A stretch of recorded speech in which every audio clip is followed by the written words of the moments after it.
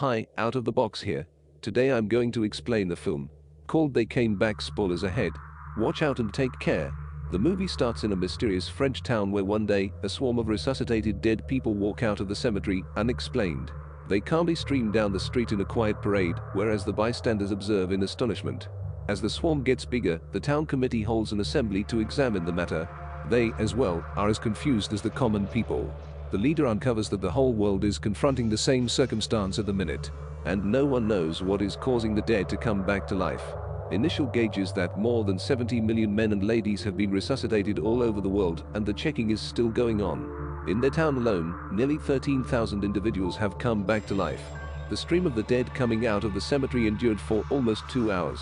Apparently, the returnees incorporate men and women who have passed on within the past 10 years.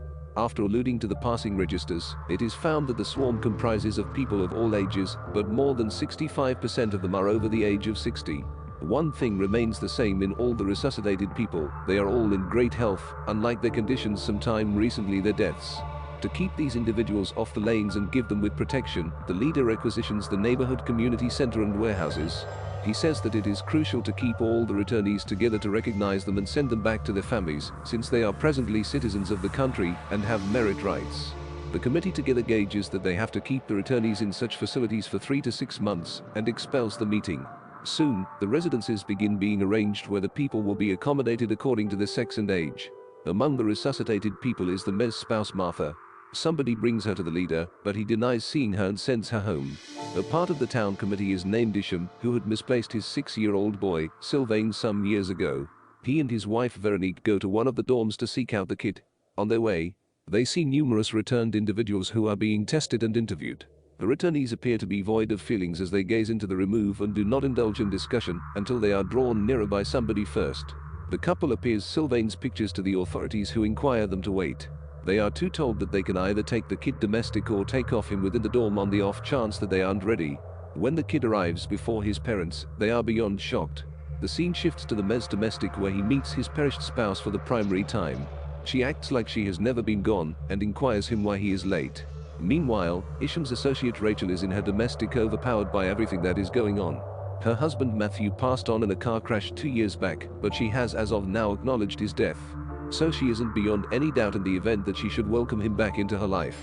The following day at work, Isham tells her that his child is precisely like how he was prior to his passing. He acts as in the event that nothing has changed. He moreover inquires Rachel in case she plans to bring Matthew domestic, but Rachel fair rejects the conversation. The town board holds an assembly once more after many days. They are presently concerned about the potential unemployment and lodging the issue in the future. Moreover, the returnees are moderate and they cannot communicate well, which suggests they are not as productive as they were in their past jobs. The committee moreover addresses that the resuscitated individuals endure impacts comparative to those which will be seen after a serious concussion, such as confusion, rest disturbance, and wandering. But for a few unusual reasons, their engine capacities are unharmed. Then, we appear Matthew, who has returned to his work as an architect. However, he's drowsy in his work and as it were talks when individuals conversation with him first. Rachel has still not attempted to discover him. Soon, another issue for the committee emerges when the returned begin to walk out of the woods at night. Researchers believe that they may be attempting to explore a commonplace put, or it seems just to be a reaction to the traumatic experience of dying. To solve this issue, a specialist named Cultivate creates a narcotic that as it were works on the return. He moreover trains the security watch at the dorm on how to hold them from meandering off to the woods. Whereas watching the sleeping restored people, he takes note of Matthew dressing up and walking out. The security watch claims that he does this each night and goes to his work. The doctor finds this interesting and takes after Matthew in his work. There, he sees a bunch of returned people having a meeting. According to the guard, they do this each day. One day, Rachel is returning domestic from work when she takes note of Matthew taking after her behind. The two don't talk and basically make their way home. Dr. Garrett, who has been watching Matthew's behavior, follows them.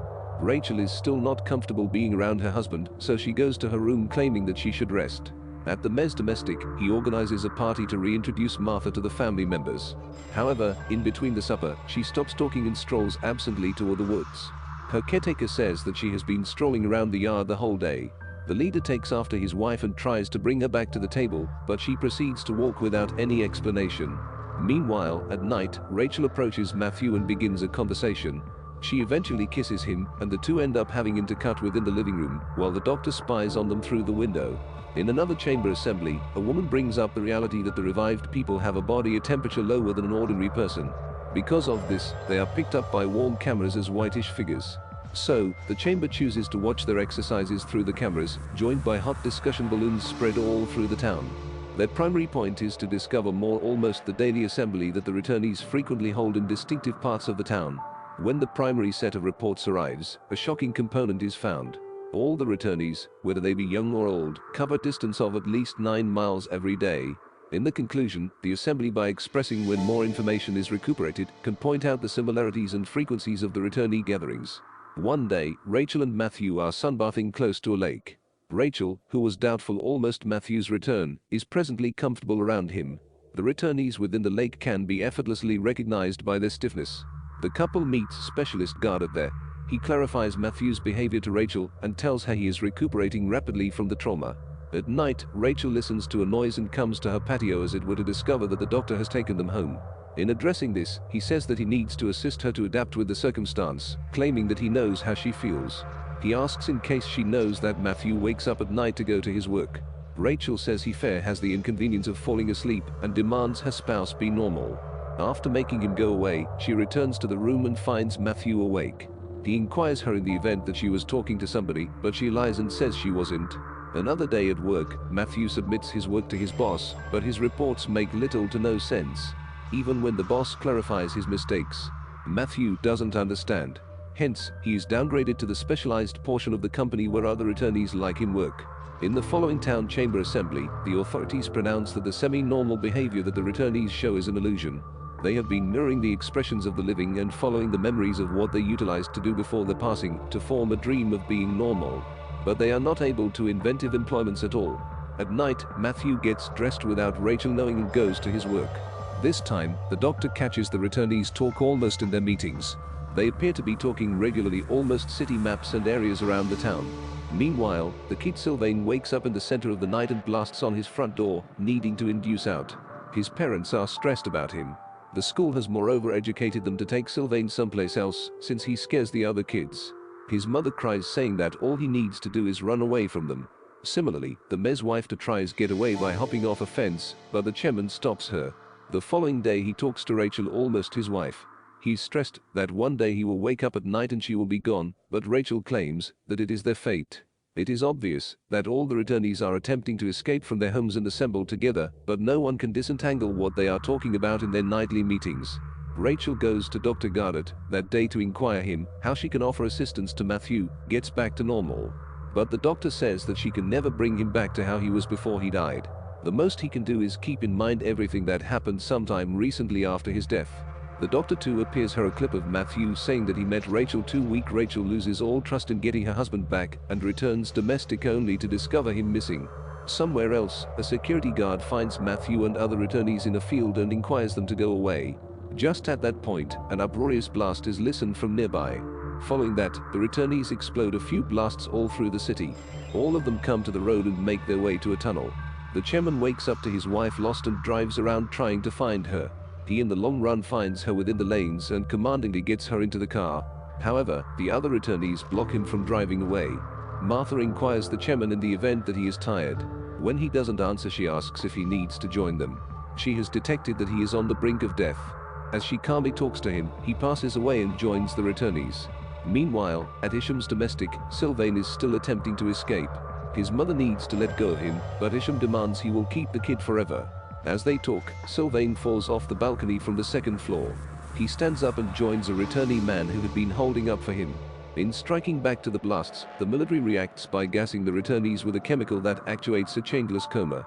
After directing a few of the revived people to the burrows, Matthew makes his way back to a stressed Rachel. He tells her everything that happened on the day of his lethal car accident.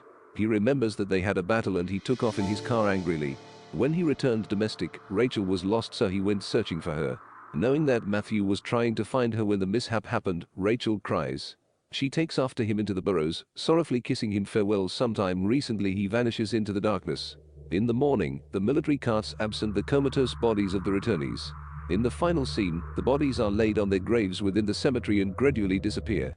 Subscribe for more videos like this, turn on the notification and leave a like to help the channel out. Thanks for watching.